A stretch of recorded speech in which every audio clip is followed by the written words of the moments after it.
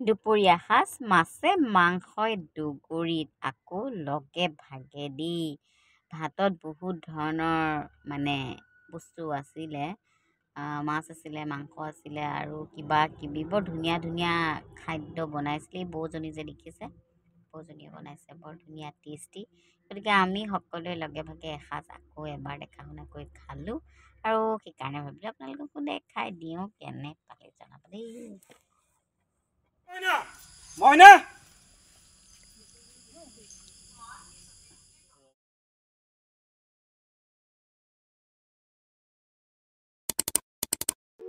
নমস্কাৰ, মই পাপৰি আপোনালোক সকলোকে মোৰ অন্য এটি ভিডিঅ'লৈ স্বাগতম জনাইছোঁ। মোৰ ভাল আশা কৰিছোঁ আপোনালোক সকলো ভালে কুশলে আছে আৰু এই যাত্ৰা আৰম্ভ কৰিছোঁ গুৱাহাটীৰ পৰা যোৰহাট অভিমুখে। মানে যোৰহাটত এখন ছুটি ছবি আছে, তাৰে শ্বুটিঙৰ কাৰণে যাবলৈ ওলাইছোঁ আৰু আমাৰ নতুন গাড়ীত। আৰু আমাৰ আজি গাড়ীত আমাৰ সহযাত্ৰী মানে বৌ আৰু আমাৰ চুনচুনি টিকলিজনী বাবাটোৱে গাড়ী চলাইছে।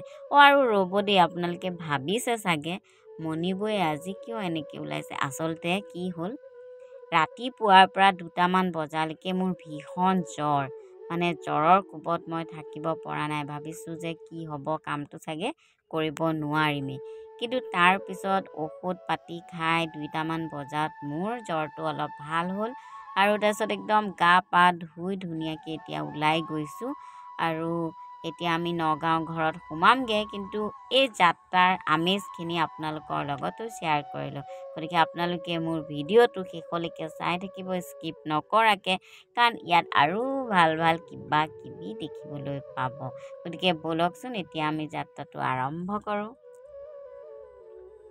আহি পালোহি জাগিৰোড আৰু জাগিৰোডত এয়া চাহ খাবলৈ সোমাইছোঁ আৰু এয়া চুনচুনিয়ে বোলে ম'ম' খায়, সেইকাৰণে তাইক ম'ম' দিলোঁ। তাৰপিছত আমি ইয়াতে এতিয়া চাহ খাম, মানে আহোঁতে যাওঁতে ইয়াতে সোমাওঁ, ৰাস্তাৰ কাষতে যিহেতু, গতিকে ইয়াতে চাহকাপ খাই আকৌ বৰ ভাল লাগে। আপোনালোকে খাইছেনে নাই বাৰু? একদম বৰ ধুনীয়া গাখীৰত বনোৱা চাহ, লগতে এয়া হৈছে নেপালী পিঠা হেনো, আৰু সেয়া আমি ইয়াতে খাম। খাই পেলাই আমি এতিয়া যাম আৰু ৰাতিও হৈ আহিছে, তাকে ভাবি আছোঁ সোনকালে সোনকালে ঘৰটো পোৱাগৈহে কথা। আৰু আহি আমি ঘৰ পালোহি দেই ৰাইজ। আৰু এয়া আমি এতিয়া নিশা 12টা বজাত মানে নগাঁও ঘৰত আমি ভাত পানী খালোঁ। খাই বৈ আমি গাড়ীখন নগাঁৱতে থলোঁ, যিহেতু ইমান দূৰ বৰষুণৰ বতৰ, গাড়ীখন নিনো, বাছত যাম। গাড়ীখন আহি পালে, কিন্তু ভিডিঅ'টোহে কৰা নহ'ল। মানে আপোনালোকে জানেই আৰু মই যে এলেহুৱা আৰু লগতে পাহৰিও থাকোঁ। বাৰু যি নহওক, আমি নিশাটো আহি পালোঁ আৰু এতিয়া ৰাতিপুৱা 5টা বাজিছে। এয়া যোৰহাট সোমালোঁ, গতিকে অলপ পিছতে আমি নামিম। মানে আমাক নিবলৈ দাদা এজন ৰৈ আছে, গতিকে আমি এয়া পালোহি।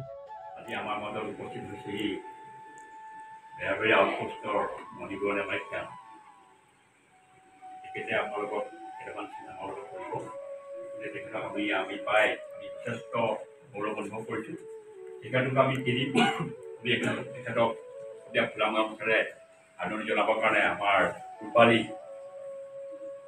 অনুৰোধ জনাইছোঁ।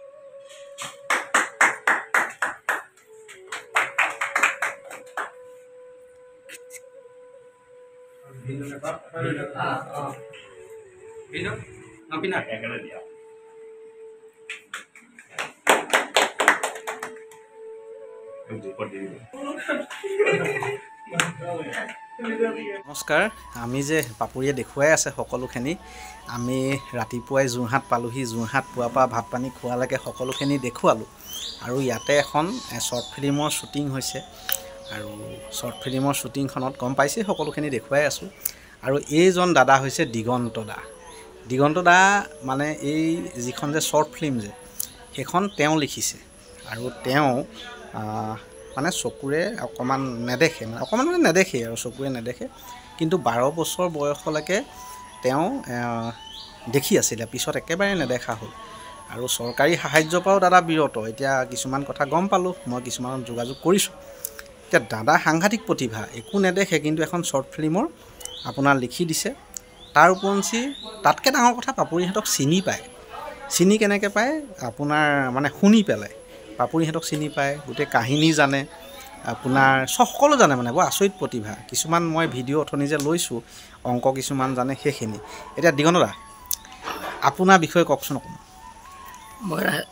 মই নেদেখিলেও মানে মোৰ দিগন্ত বৰা নামটোৱে অসমবাসী ৰাইজে দেখক হয় বা মোৰ নাম জীৱনত মানে সপোন সেইটোৱে আৰু মোক কোনো টকা পইচাৰ লোভ নাই হয় গতিকে ঈশ্বৰে যিটো দিয়ে সেইটোকে আপোনাৰতো ভাল পুত্ৰ সন্তান এটাও আছে আছে গতিকে ধুনীয়া পৰিয়াল এটা সেয়াই মোৰ LIC আৰু LIC বুলিলে মোৰ নাই না ধুনীয়া ল'ৰা ক্লাছ 10ত পাইছেগৈ বৰ ভদ্ৰ ল'ৰা আজি এক্টিং কৰিছে এতিয়া দিগন্ত দা আপুনিতো ভাওনা সবাৰ চব কৰে আপুনি গায়ন বায়নৰ কামো কৰে চাগে কৰে আকৌ ভাওনা চাগে ডাইৰেকশ্যনৰ কথাও জানে অকণমান জানে বৰ আচৰিত প্ৰতিভা বিহু গান গায় এতিয়া প্ৰথম দিগন্ত দাই মানে এটা বিহু গান গাব আৰু এটা কথা দেই আৰু এটা ৰাইজক কৈ থওঁ এইখিনিতে দিগন্ত দাই বিয়াত এই ওজা পালিৰ পৰা ধৰি পানী তোলাৰ পৰা ধৰি সকলো কাম দিগন্ত দাই জানে গতিকে কোনোবাই যদি মোৰ ভিডিঅ'টো চাই এই বিয়া বাৰু পাতিম বুলি ভাবিছে অসমৰ ভিতৰত মোক যদি ফোন নাম্বাৰটো বিচাৰে এখেতক বিয়ালৈ মাতোঁ এওঁলোকৰ টীমটোক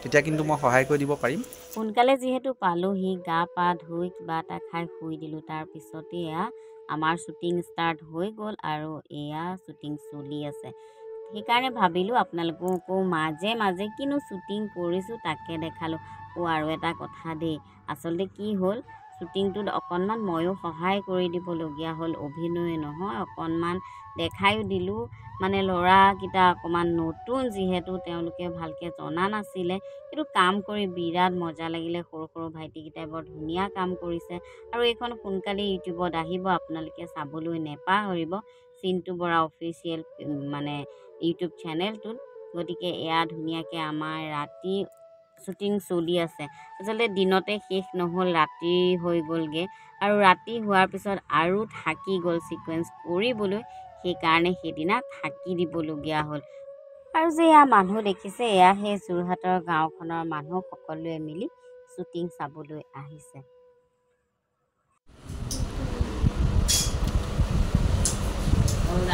নেক্সট ডে ৰাতিপুৱা ইয়াত খাই আছোঁ বহুতৰ ঘৰত ৰুটি ঘুগুনি আজিও শ্বুটিং আছে মানে কালি শ্বুটিং শেষ নহ'লে কালি বহুত ৰাতি হৈ গ'ল থাকি গ'ল 3-4টামান চিন আকৌ আজি আৰম্ভ কৰি মানে ইভিনিংটো লাগে অলপ ৰ'দটো কমিলে গতিকে নতুন মানুহ নতুন আলহী ঘৰত কালিৰ পৰা আছোঁ এতিয়া ৰাইজে কি পাইছে নাজানো আমাৰ কিন্তু ভালেই লাগিছে থাকি আৰু ৰাতিপুৱা উঠিলোঁ এতিয়া খোৱা বোৱা লাগি আছে অলপ পিছতে ৰেডি হৈ যাম আৰু চাই থাকিব শ্বুটিং যাওঁ শ্বুটিঙলৈ ৰেডি হৈছোঁ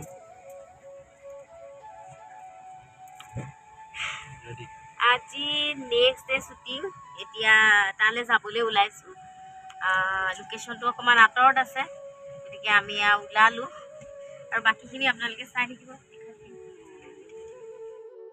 আৰু এয়া দেখিছে যে সেয়া হৈছে লক্ষীদা আৰু এইফালে বৌ মাইনাজনী আমি মানে দুদিন তেওঁলোকৰ ঘৰতে আছিলোঁ আৰু বৰ ধুনীয়া লাগিলে বহুত ভাল পাই আহিলোঁ ধন্যবাদ এনেকৈ আমাক ৰখাৰ বাবে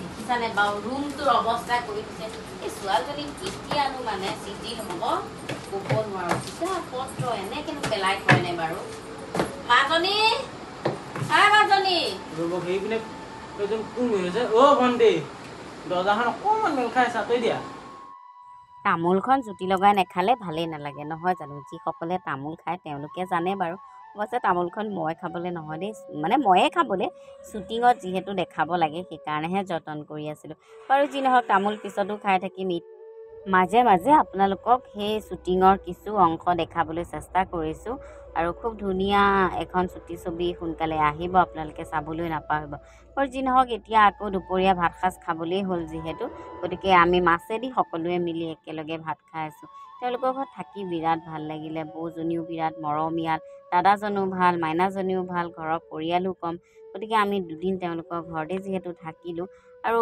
অহাৰ সময়ত বহুত মৰম চেনেহ স্মৃতি বুকুত বান্ধি লৈ আহিলোঁ আপোনালোকে যে ইমান সময় মোৰ ভিডিঅ'টো মন দি চালে তাৰ কাৰণে বহুত বহুত ধন্যবাদ যিসকলে এতিয়াও চেনেলটো ছাবস্ক্ৰাইব কৰা নাই কৰি ল'ব পেজটো ফ'ল' কৰি ল'ব আৰু এটি নতুন ভিডিঅ'ৰ সৈতে সোনকালে লগ পাই আছোঁ দেই বাই বাই